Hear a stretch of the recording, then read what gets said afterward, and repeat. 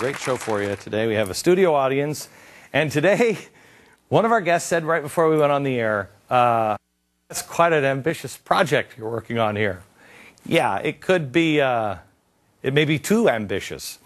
All we're going to do is talk about revolution, the history of revolution. Not revolution like the French Revolution or even the American Revolution, but the revolutions that have lasting power, the revolution that changes the world. We're going to talk a little bit about this guy, and that's global revolution. And the thing I find interesting about, don't talk about him tonight as a as the Son of God. Instead, let's talk about him as a man.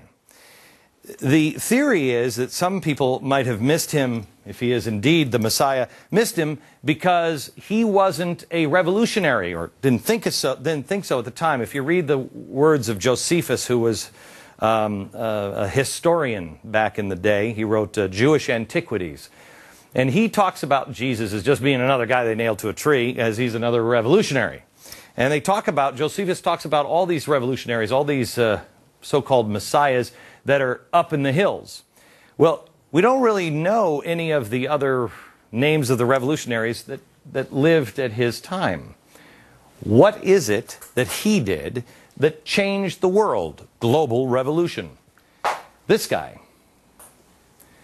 There's a lot of people that helped Mahatma Gandhi free India. But how come we know him?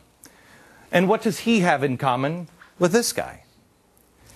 And then there's this one, here in America, Civil Rights Revolution. Because that's what it was, Dr. Martin Luther King. Now there's Malcolm X, but Malcolm X isn't Dr. Martin Luther King. What's the difference? And what does this guy, and this guy have in common? Because these things may be necessary for us now, as we go into the future. Where are we headed, and where are the answers? I have to tell you that about a year ago, I was trying to figure out 828. I was trying to figure out what was going on and what I was supposed to do and what I was supposed to talk about. And people ask me all the time, so where do we go from here?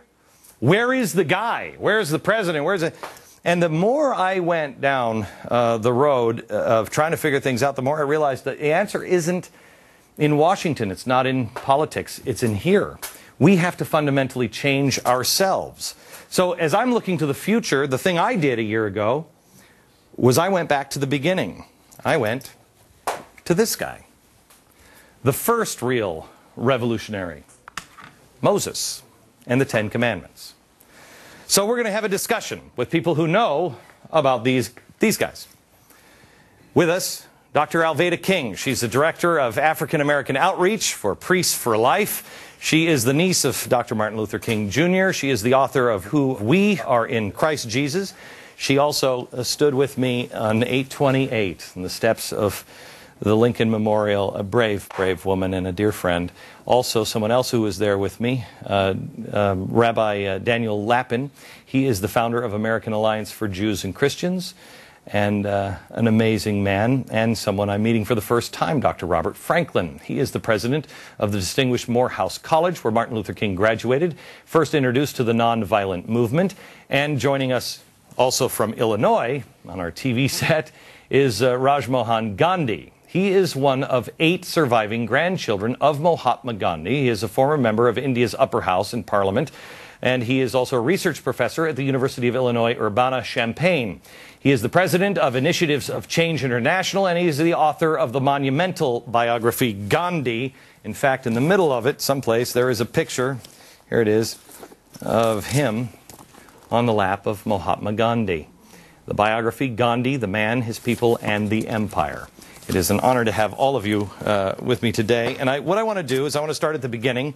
So, Rabbi, I'm going to start with you. And what I want is, what was the thing that your revolutionary, because your revolutionary is Moses. So we're going to go Moses, Jesus, Gandhi, and then Martin Luther King. What was it they were trying to conquer, and what was the main tool that they used?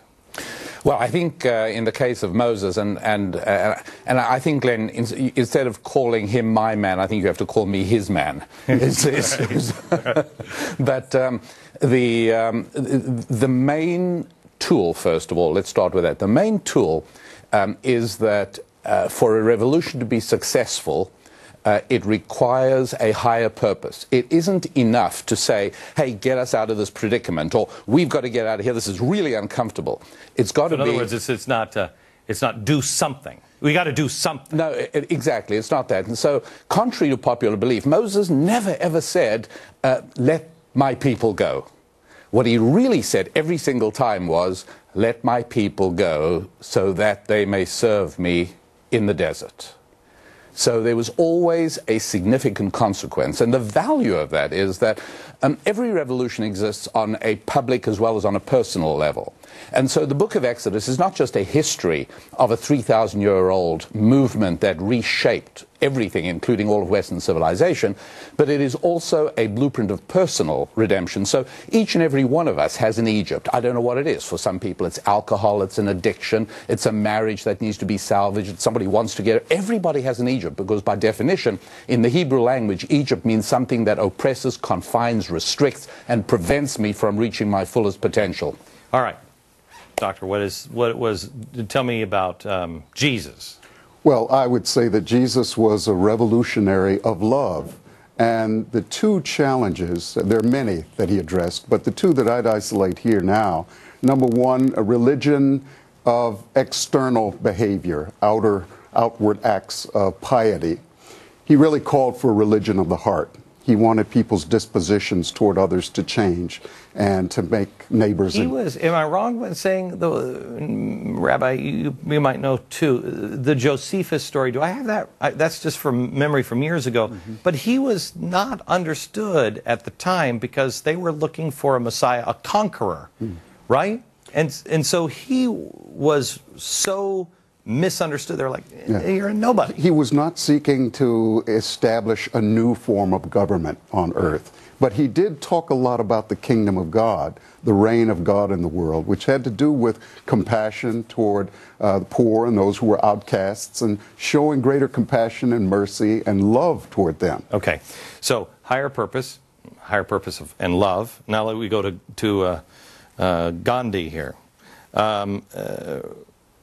Rajmohan, what was the thing that Mahatma Gandhi was trying to conquer, and what was his main tool? He was certainly also a passionate fighter for love. He was equally a passionate fighter for justice. He was a fighter for freedom. He wanted not only the people of India to be liberated, he wanted all the oppressed peoples of the world to be liberated. He, of course, was committed to nonviolence. But to him, nonviolence was love, it was forgiveness, but it was also struggle and a fight for justice. It was also an identification with the weakest and the poorest person, the outcasts of India. He also was a passionate believer that all of us are the same, that everybody in his India, the Hindus, the Muslims, the Christians, the Jews, the Sikhs, all were at bottom absolutely the same. And so his was a revolution also of friendship, of unity, of building bridges.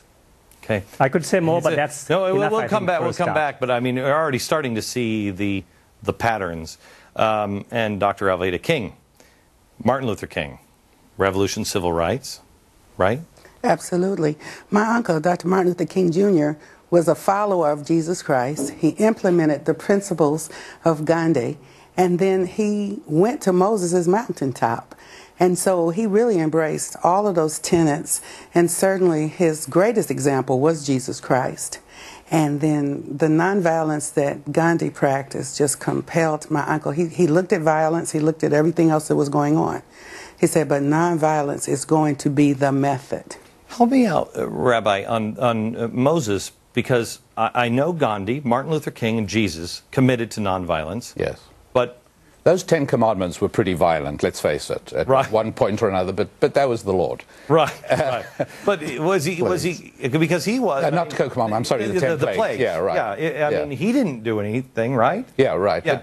But, I mean, earlier on, he did kill an Egyptian that he saw but that's what he saw. attacking his one of his brethren. But that's kind of what he he got out of with the desert. Yes. I mean, that's what the desert was all about, right? But here's one thing that immediately leaps out as a common denominator, Glenn, and that is that when the revolution is God-centric, when the revolution is motivated by a deeper and higher purpose, the personality is trumped by the cause. And so whether it's Dr. Martin Luther King or Moses specifically, there is a willingness to not be the center of the scene. Moses was willing to die, and he knew somebody else would take the children of Israel out of Egypt. Whereas revolutions on the left, secularized revolutions, tend to be very personality-driven rather than idea-driven. Okay. Well, let me do one more thing before we move on, and that is, I know Jesus built off of Moses. Mm-hmm. He didn't come to destroy. He came to add on. Fulfill the law. Yeah, fulfill. Yes. I know that Dr. Martin Luther King looked to Jesus and also looked to Gandhi, but also looked to Moses. So we have Dr. Martin Luther King, Jesus, and Moses. They're all coming back really to Moses. Did Mahatma Gandhi, did he look back to Moses as well? Was there any, we may not get there together to the promised land.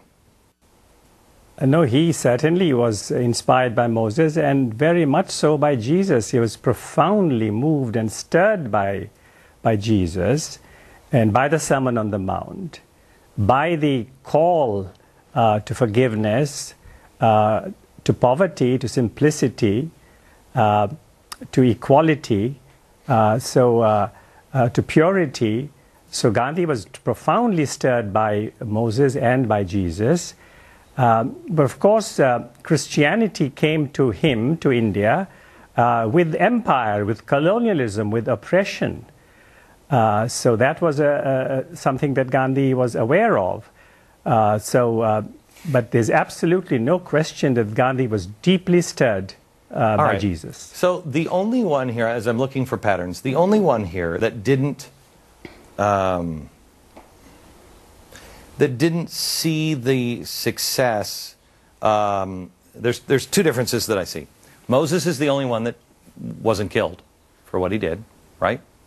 Well, he was punished by not being allowed to enter the Promised Land, so he was never able to really fulfill his mission. So yeah, but it's still a crucifixion or being shot, or he gets to die an old man. Yeah, he gets to die an old man. The other ones don't. Okay, so there's one difference.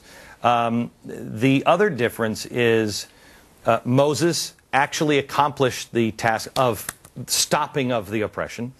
Martin Luther King did, Gandhi did, but Jesus didn't see it in his lifetime. He didn't stop it. That's right. Right? That's right. He builds a movement. He builds what he understood would become a world-transforming movement, but he doesn't live to see that on earth. Right. And so the church emerges to carry that forward. Okay, so are there any other important differences or similarities before we move into the Well, one of them is that I think certainly Dr. Martin Luther King Jr. and Moses were not looking for greatness. They were not seeking to lead a political movement. For heaven's sake, Moses was a shepherd in the desert, and all he did was be alert and notice that a bush didn't get consumed. And from that noticing, he received a calling, as opposed to having exposing naked ambition, which is a feature very often found with some of the revolutions.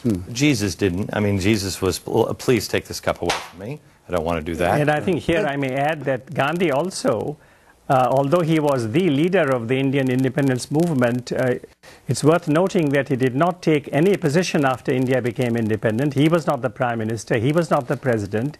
He was always keen to let others take the lead, and to make the other person great was a great passion with him.